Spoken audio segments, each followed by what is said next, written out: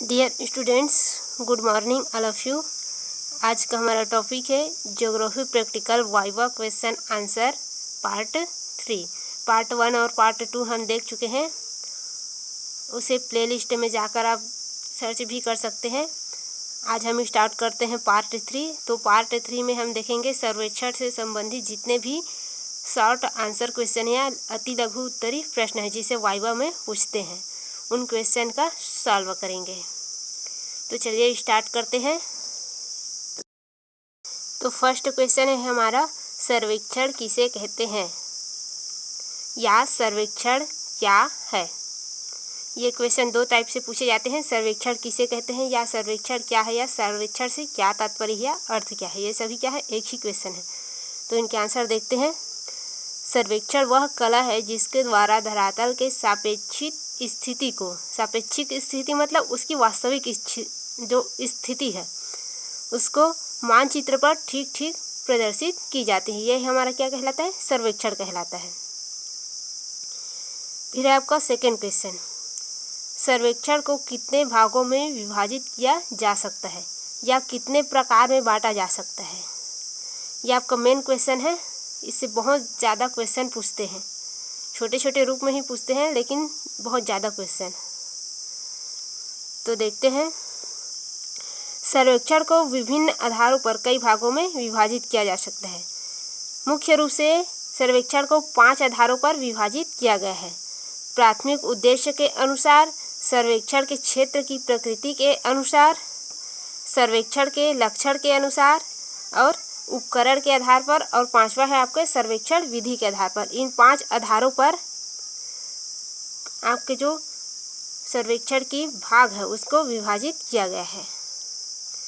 तो इन 5 आधारों पर आपके अलग अलग 5 क्वेश्चन तैयार होते हैं। तो आपका फर्स्ट क्वेश्चन बनेगा, प्राथमिक उद्देश्य के अनुसार सर्वेक्षण को कितने भागों में बांटा गया है, क्वेश्चन मार्क है, यानी कि कितने भागों में बांटा गया है।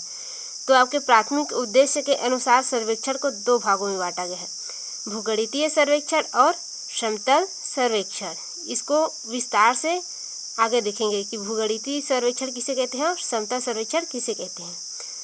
फिर आपका सेकेंड टाइप यानी कि सर्वेक्षण के दूसरा भाग का, इसमें भी एक क्वेश्चन सेपरेट बनता है। सर्वेक्षण क्षेत्र की प्रकृति के आधार पर सर्वेक्षण को कितने भागों में बांटा गया है। तो सर्वेक्षण क्षेत्र की प्रकृति के आधार पर सर्वेक्षण को 3 भागों में बांटा गया है, भू सर्वेक्षण, समुद्री अथवा नौ संचालन सर्वेक्षण, फिर है खगोलीय सर्वेक्षण यानी कि आपके तारा, नक्षत्र, ग्रह इनसे संबंधित सर्वेक्षण। फिर आपका तीसरा टाइप, ये सर्वेक्षण के लक्षण के आधार पर सर्वेक्षण को कितने भागों में बांटा गया है। तो सर्वेक्षण के लक्षण के आधार पर सर्वेक्षण को 5 भागों में बांटा गया है। पुरातात्विक सर्वेक्षण यानी कि ऐतिहासिक समय की बातों को लेकर, फिर है भूवैज्ञानिक सर्वेक्षण, आपकी जो भू स्थलाकृति है उसके आधार पर, सैन्य सर्वेक्षण यानी कि सैनिक दृष्टि से, खनन सर्वेक्षण यानी कि आपके पृथ्वी की आंतरिक जो संरचना है उसमें पाए जाने वाले खनिज, तो वो क्या हो गया, खनन सर्वेक्षण। फिर आपका मार्ग सर्वेक्षण यानी कि जो आपके मार्ग है, थल हो, जल हो या वायु हो, उसका सर्वेक्षण। फिर है आपका चौथा, उपकरण के आधार पर।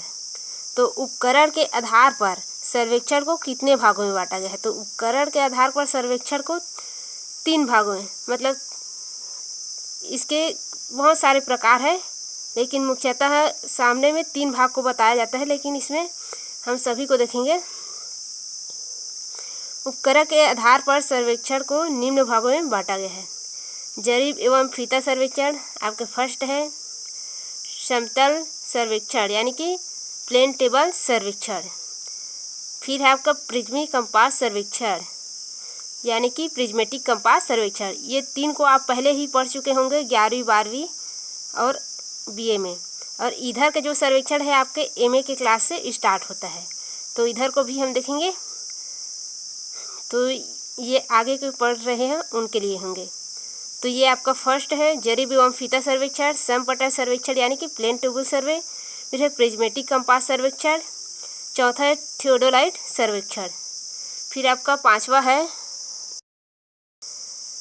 आपका डंपी लेवल सर्वेक्षण है। फिर छठवां सेक्सटेंट सर्वेक्षण। फिर सातवां है आपका भारतीय क्लाइनोमीटर सर्वेक्षण। फिर है आपका आठवां टेक्योमीटर सर्वेक्षण। फिर आपका जो नौवां है वो है आकाशीय फोटो सर्वेक्षण। फिर है आपका पांचवा आधार। सर्वेक्षण को विधि के आधार पर कितने भागों में बांटा गया है? तो आपको क्वेश्चन के सर्वेक्षण की विधि के आधार पर 2 भागों में बांटा गया है, त्रिभुजन सर्वेक्षण और चक्रमण सर्वेक्षण। फिर आगे देखते हैं।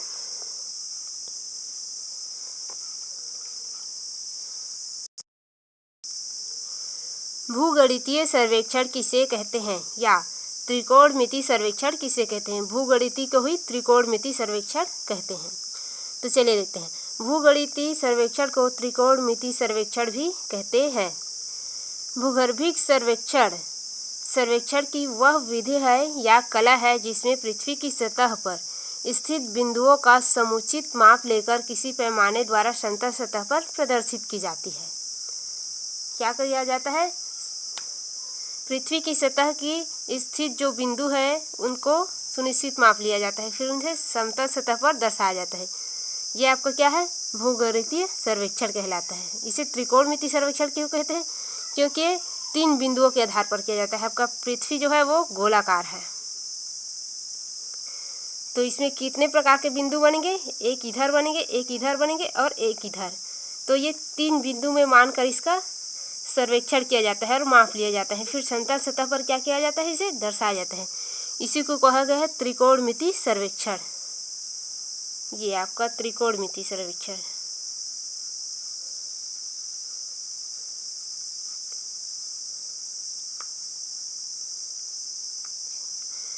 फिर है आपका समतल सर्वेक्षण किसे कहते हैं? समतल सर्वेक्षण की वह विधि है, यानी कि वह कला है जिसमें पृथ्वी या उसके किसी भी क्षेत्र को समतल मानकर सर्वेक्षण किया जाता है। समतल मानकर मतलब मैदानी इलाका, जिसमें क्या कहते हैं? सर्वेक्षण हम कर सकते हैं। यही क्या कहलाता है? हमारा समतल सर्वेक्षण। तो आप वीडियो को कंप्लीट देखिएगा, नहीं तो आपकी कोई भी क्वेश्चन आंसर छूट सकते हैं। आप वीडियो को कंप्लीट देखेंगे तभी फायदे में रहेंगे। तो आपका नेक्स्ट क्वेश्चन है, भू सर्वेक्षण किसे कहते हैं? पहले हम देखे हैं भूगणितीय सर्वेक्षण किसे कहते हैं, अब देखेंगे भू सर्वेक्षण किसे कहते हैं। तो भू सर्वेक्षण वह कला है जिसके द्वारा भूमि पर स्थित सभी चीज़ों को नक्शे में उसी रूप व प्रकार में अर्थात सापेक्षिक स्थिति में दिखाते हैं। क्या करते हैं? जो भू का मतलब क्या होता है? हमारे धरातल में जो भी चीज़ें हैं, उच्चावचे हैं, नदी है, नहर है, मकान है, ये सभी को क्या करते हैं? उनके रूप व प्रकार को क्या करते हैं? उसी के अनुसार, मतलब वास्तविक स्थिति को क्या करते हैं? दर्शाते हैं। और दूसरे भाषा में देखें तो भू सर्वेक्षण वह कला है जिसके द्वारा भूमि की वास्तविक स्थिति को कागज के ऊपर या समतल सतह के ऊपर प्रदर्शित किया जाता है। भूमि के जो वास्तविक स्थिति है उसे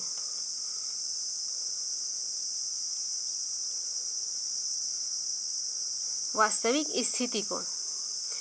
फिर है आपका नेक्स्ट क्वेश्चन, खगोलीय सर्वेक्षण किसे कहते हैं? सर्वेक्षण की वह कला जिसमें ग्रह, नक्षत्र, तारों, पिंडों आदि की सर्वेक्षण कर उसे समतल सतह पर अवलोकित किया जाता है या दर्शाया जाता है या दिखाते हैं, तो उसी को क्या कहते हैं? खगोलीय सर्वेक्षण कहते हैं। फिर आपका अगला क्वेश्चन है, जरीब एवं फीता सर्वेक्षण क्या है या किसे कहते हैं? जरीब एवं फीता द्वारा किए गए सर्वेक्षण जरीब एवं फीता सर्वेक्षण कहलाता है। तो आपका जरीब क्या है? ये चैन है जो कि सांकड़ के रूप में रहता है। सांकड़ तो आप समझ ही गए होंगे, चैन या सांकड़, इसे जरीब कहते हैं। और फीता क्या है? टेप, जिसे हम घर वगैरह बनाने में या नापने में इस्तेमाल करते हैं। तो आप जान गए होंगे कि जरीब और फीता क्या है। तो अब देखते हैं जरीब कितने प्रकार के होते हैं। तो जरीब जो है 4 प्रकार के होते हैं। सामान्यतः 3 प्रकार के देखे होंगे 10वीं 12वीं में, लेकिन ये 4 प्रकार के होते हैं जो आपको आगे पढ़ने में मिल जाएगा। तो ये चारों प्रकार देखते हैं। आपका फर्स्ट है जो है मीटर जरीब, फिर आपका सेकेंड इंजीनियर्स जरीब जिसे इंजीनियर लोग प्रयोग करते हैं, फिर आपका घंटर जरीब और राजस्व जरीब। ये 4 प्रकार के होते हैं जरीब। ये मीटर जरीब प्रायः गाँव में होता है, घर वर बनाने में इस्तेमाल करते हैं। और इंजीनियर जरीब जो है इंजीनियर्स लोग अपने पास रखते हैं। और ये घंटर जरीब जो है वो पटवारी लोगों के पास होता है जो कि ज़मीन मापने के लिए उपयोग करते हैं। और ये राजस्व जरीब है, ये भी उन्हीं के पास रहते हैं, ये राजस्व विभाग के पास होता है। फिर आप देखेंगे नेक्स्ट क्वेश्चन,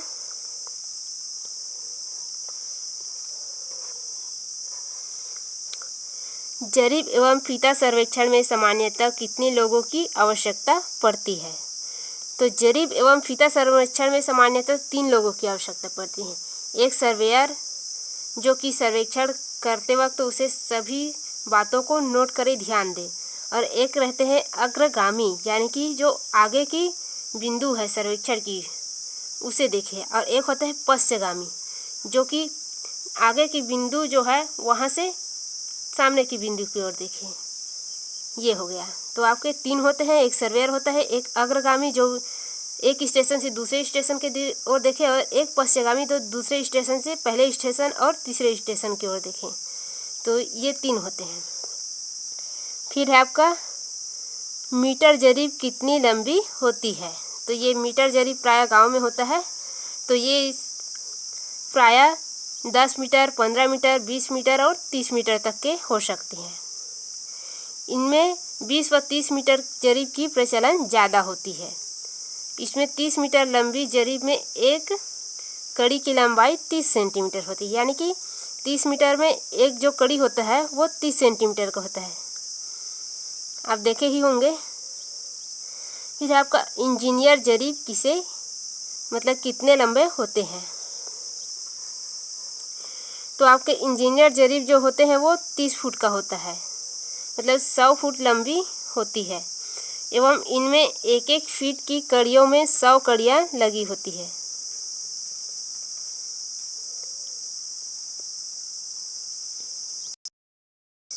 अगला क्वेश्चन है आपका घंटर या सर्वेक्षण जरीब कितनी लंबी होती है? तो घंटर या सर्वेक्षण जरीब जो है वो होता है 66 फुट का या 22 गज का। इसमें भी 100 कड़ी होती है, और प्रत्येक कड़ी के बाद क्या लगा रहता है? एक पीतल का चिन्ह लगा रहता है, यानी कि प्रत्येक 10 कड़ी के बाद एक पीतल का चिन्ह, यानी कि 100 कड़ी में कितने लगेंगे? 10 पीतल का एक सिक्का जैसे या कुछ निशान लगे होंगे। फिर आपका घंटर या सर्वेक्षण जरीब के एक कड़ी की लंबाई कितनी होती है? तो आपके घंटर या सर्वेक्षण जरीब के एक कड़ी की लंबाई जो है वो 0.66 फुट या 7.92 इंच होती है।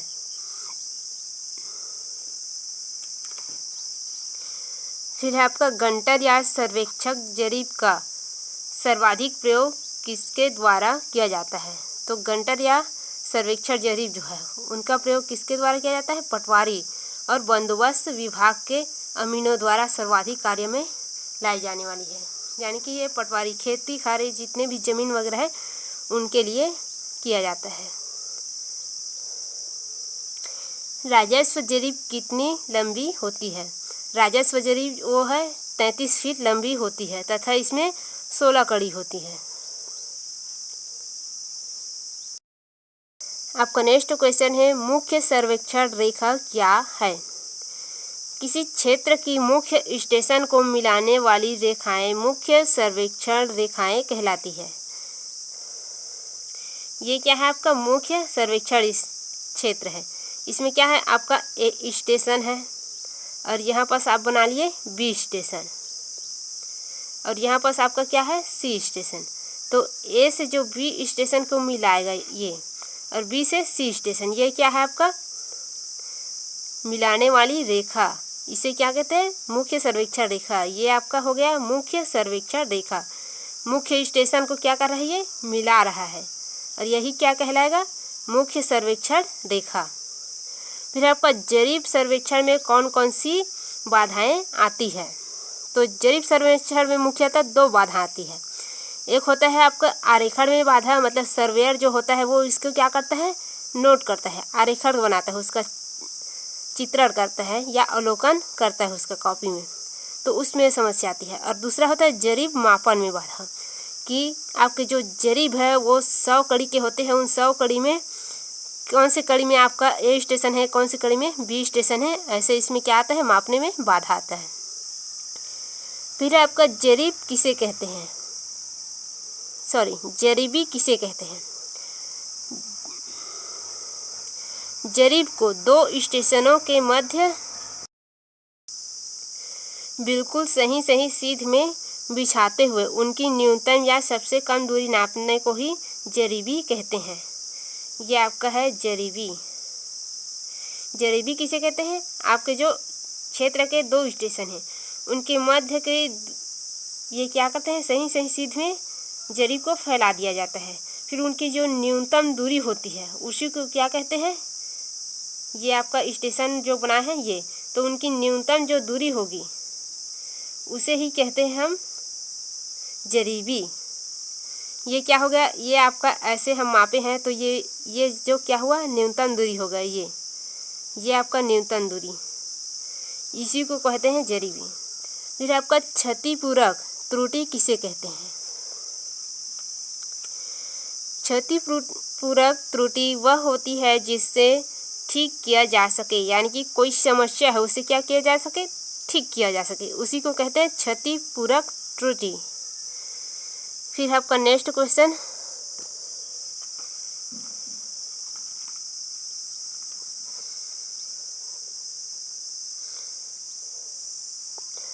तिर्यक अपसेट से क्या तात्पर्य है?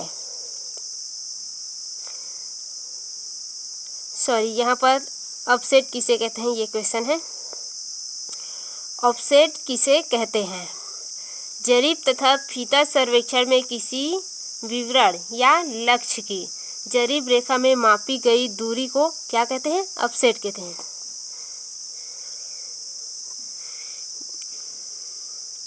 ये क्या है आपका A स्टेशन और ये क्या है आपका B स्टेशन। आपका यहाँ पर क्या है, ट्री। ये क्या है आपका लक्ष्य बिंदु।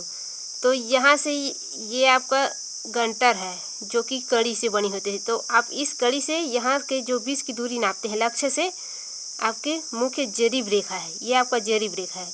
तो यही क्या इनके बीच की जो दूरी क्या कहलाएगी, ऑफसेट है, इसी को ऑफसेट कहते हैं।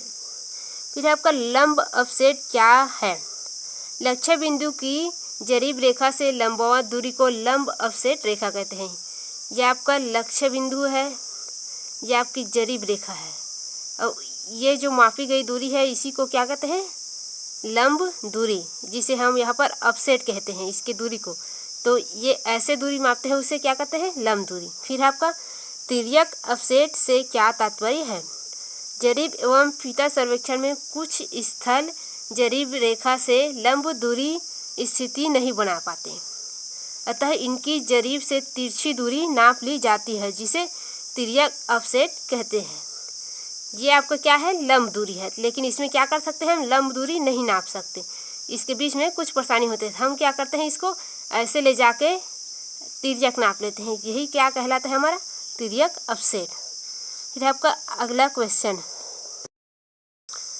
फिर आपका जरीब तथा फीता सर्वेक्षण को रेखीय सर्वेक्षण क्यों कहते हैं?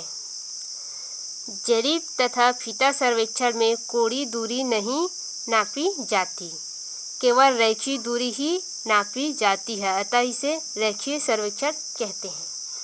जरीब एवं फीता सर्वेक्षण में क्या करते हैं, ये आपका स्टेशन है, स्टेशन बी है, और ये आपका स्टेशन सी है। तो इसमें क्या करते हैं, ए से बी, तो आपके ये जो है इसमें क्या करते हैं, ये आपका ऑब्जेक्ट है, इधर आपका ऑब्जेक्ट है, ये ट्री है और इधर भी ट्री है। तो आपके ये कोणीय दूरी नहीं नापते, इसके आमने सामने तो चैन की कड़ी होती है उसमें नापते हैं, यही आपका क्या कहलाता है, रेखीय जरीब। इसमें सिर्फ रेखा के माध्यम से नापते हैं, कोणीय जरीब नहीं नापा जाता है। ये हो गया। फिर आपका समतल पट या कि समपटा सर्वेक्षण, जिसे हम कहते हैं प्लेन टेबल सर्वेक्षण, वो किसे कहते हैं? समपटल सर्वेक्षण या प्लेन टेबल सर्वेक्षण की वह आलेखी विधि है जिसमें सर्वेक्षण तथा आलेखन कार्य दोनों क्या होता है, एक साथ हो जाता है। यानी कि सर्वेक्षण की एक विधि जिसमें आलेखन एवं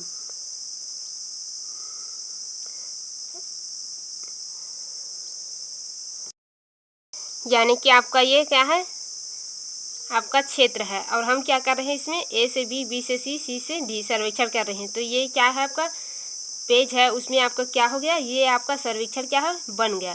यही क्या कहलाता है, आपका समपटल सर्वेक्षण। इसमें क्या हो जाता है, दोनों कार्य एक साथ ही हो जाता है, इसके द्वारा करने की आवश्यकता नहीं पड़ती। फिर आपको नेक्स्ट, समपटल सर्वेक्षण किस क्षेत्र के लिए उपयुक्त होता है। तो समपटल जो सर्वेक्षण है वो किस क्षेत्र के लिए, मैदानी क्षेत्र यानी कि समतल क्षेत्र की रेखीय दूरी मापने के लिए क्या क्या होता है, प्रयोग होता है, क्योंकि ऊबड़ खाबड़ जमीन में हम नाप नहीं सकते। फिर आपका समपटल के लिए कितने भाग होते हैं। तो आपके समपटल के दो भाग होते हैं, एक ड्राइंग बोर्ड होता है, एक त्रिपाद होता है। ये आपका ड्राइंग बोर्ड होता है समपटल का, फिर उसमें एक त्रिपाद लगा होता है। ये हो गया आपका समपटल। समपटल को लेवल किससे किया जाता है, यानी कि समतलन या लेवल दोनों एक ही है, तो किससे किया जाता है। तो समपटल को लेवल या समतलन किससे किया जाता है, स्प्लिट लेवल से। स्प्लिट लेवल एक यंत्र है जिससे इसे समतल किया जाता है कि किस ओर ज़्यादा झुका है और किस ओर कम झुका है, उसको क्या करते हैं, समतल किया जाता है। फिर आपका नेक्स्ट क्वेश्चन है, समपटल सर्वेक्षण के केंद्रण किस यंत्र से किया जाता है। यानी कि समपटल जो सर्वेक्षण है उसका केंद्रण किस यंत्र से किया जाता है, साहुल तथा चिमटा से। साहुल को नीचे रखते हैं आपके, ये आपका समपटल यंत्र है, तो यहाँ पर आपका साहुल रखेंगे और ये आपका चिमटा इससे ऐसे पकड़ेंगे। ये आपका साहुल और चिमटा का प्रयोग करके उसे क्या करते हैं, केंद्रण किया जाता है। फिर आपका नेक्स्ट क्वेश्चन है, समपटल सर्वेक्षण की कितनी विधियाँ होती है। समपटल सर्वेक्षण की 4 विधि होती है। एक है विकिरण विधि, फिर प्रतिच्छेदन विधि, चक्रमण विधि और स्थिति निर्धारण विधि, यानी कि पुनः प्रतिच्छेदन विधि कहते हैं इसी को। फिर देखते हैं विकिरण विधि किसे कहते हैं। विकिरण विधि वह विधि है, इसमें समपटल को किसी एक ही स्थान पर स्थापित किया जाता है। फिर सर्वेक्षण बिंदु से सभी लक्ष्यों के लिए किरणें खींची जाती है और किरणें खींचकर उनकी दूरी नापकर पैमाने के अनुसार काट लिया जाता है, यानी कि मानचित्र तैयार कर लिया जाता है। ये क्या है आपका समपटल, ये आपका सर्वेक्षण बिंदु है ना, यहीं पर आपका समपटल है। तो ये क्या है आपका लक्ष्य बिंदु, इधर आपके चारों ओर होंगे और यहीं से आपके जो सर्वेक्षण बिंदु है, ये आपका क्या है सर्वेक्षण बिंदु, यहाँ से आप किरण खींचेंगे सभी ओर। ये फिर इसको क्या कर लेंगे, नाप लेंगे सभी ओर को। इसके बाद आपके मानचित्र तैयार कर लेंगे, यही आपका विकिरण विधि कहलाता है। दूसरे शब्दों में कहे तो इस विधि में बनाए गए प्लान में समस्त किरणें एक ही बिंदु से विभिन्न दिशाओं की ओर विकृत हो रही है। क्या हो रहा है, विभिन्न दिशा की ओर। ये इधर से यहाँ, इधर से इस दिशा में, फिर नीचे, फिर इधर, फिर इधर, फिर इधर, ये क्या हो गया, विभिन्न दिशा में जा रहा है ये। फिर आपका प्रतिच्छेदन विधि किसे कहते हैं।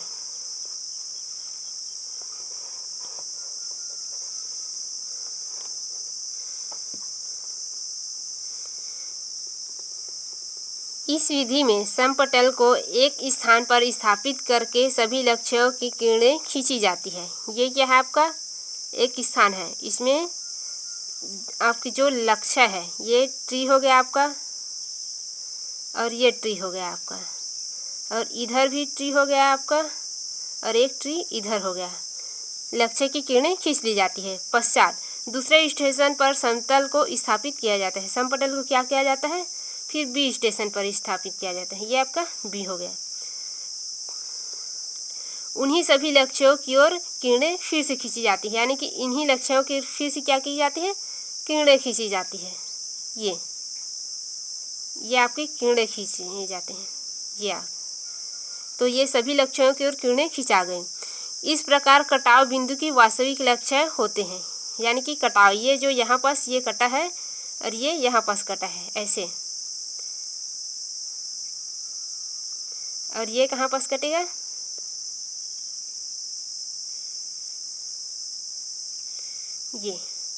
ये आपके जो कटाव बिंदु आते हैं यही क्या कहलाता है, क्या, प्रतिच्छेदन। फिर आपका नेक्स्ट क्वेश्चन आता है, स्थिति निर्धारण किसे कहते हैं। स्थिति निर्धारण से तात्पर्य है पूर्व सापेक्षित दो या दो से अधिक बिंदुओं की सहायता से सब पटल की स्थिति ज्ञात करना, यानी कि आपकी स्टेशन की स्थिति ज्ञात करना। आपके जो ऑब्जेक्ट बिंदु है या लक्ष्य है वहाँ से क्या करना, आपके स्टेशन को ज्ञात करना, आपके स्टेशन को ज्ञात करना, यही क्या कहलाता है, आपका स्थिति निर्धारण विधि कहते हैं। फिर आपका अगला क्वेश्चन है, दो बिंदु समस्या किसे कहते हैं। इसमें धरातल पर स्थित किन्हीं दो बिंदुओं से अथवा लक्ष्यों से स्टेशन की स्थिति ज्ञात की जाती है, ये क्या कहलाता है, आपका दो बिंदु समस्या। आपकी ये जो क्या है, ए है और बी, ये आपका ट्री है ऑब्जेक्ट, ये आपका ट्री ऑब्जेक्ट है। इसे क्या किया जाता है, एक स्टेशन, आपके जो ए स्टेशन है या कोई भी स्टेशन हो उसकी क्या करते हैं स्थिति, ये कहाँ पर थी, यहाँ पर थी, यहाँ पर थी, कहाँ पर थी, ये क्या कहलाता है, आपका दो बिंदु समस्या। फिर आपका तीन बिंदु समस्या किसे कहते हैं। इसमें धरातल पर स्थित किन्हीं तीन बिंदुओं की अथवा तीन से स्टेशनों की स्थिति ज्ञात की जाती है तीन लक्ष्यों से। ये आपका एक लक्ष्य है, दो लक्ष्य है और तीन लक्ष्य है। उसमें क्या लिए थे हम, दो लक्ष्य लिए थे। अब इससे हम स्टेशन की स्थिति ज्ञात करेंगे।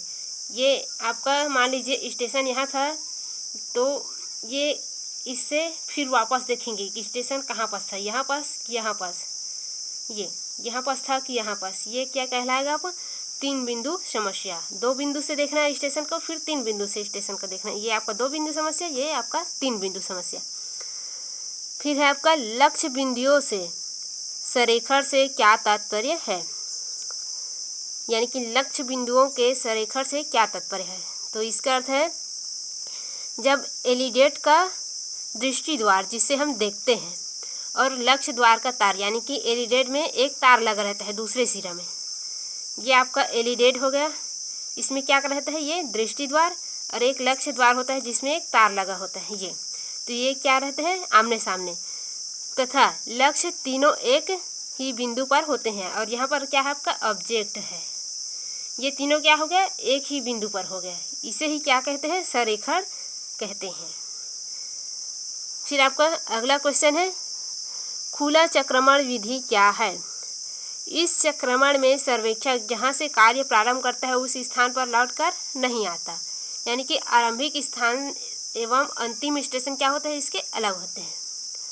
फिर आपका बंद चक्रमण विधि क्या है। इस चक्रमण विधि में सर्वेक्षक जहाँ से कार्य प्रारंभ करता है पुनः उसी स्टेशन पर वापस आ जाता है। इसमें क्या हुआ, ए स्टेशन, फिर बी स्टेशन, बी से सी स्टेशन, फिर डी स्टेशन, लेकिन क्या हुआ, इसमें वापस नहीं जुड़ा। लेकिन इसमें होता है ए से बी, बी से सी, और ये वापस इसी में ए में मिल जाता है। ये आपका हो जाता है पूरा बंद चक्रमण। तो आप वीडियो को कंप्लीट देखे होंगे, आपको अच्छी तरीके से समझ में आ गया होगा, और नहीं आया होगा तो इसे पुनः देखिए। और कोई भी समस्या जाती है तो व्हाट्सएप लिंक दिया हुआ है, वहाँ पर ज्वाइन होकर अपनी समस्या हमें बताएं, हम उसे सॉल्व करने का प्रयास करेंगे। फिर आपका अगला क्वेश्चन आंसर जो है, यानी कि प्रायोगिक भूगोल के पार्ट 4 में मिलेगा। तो आप पार्ट 4 को भी कंप्लीट देखेंगे, उसमें हम एक नया टॉपिक को लेकर प्रायोगिक क्वेश्चन आंसर हल करेंगे।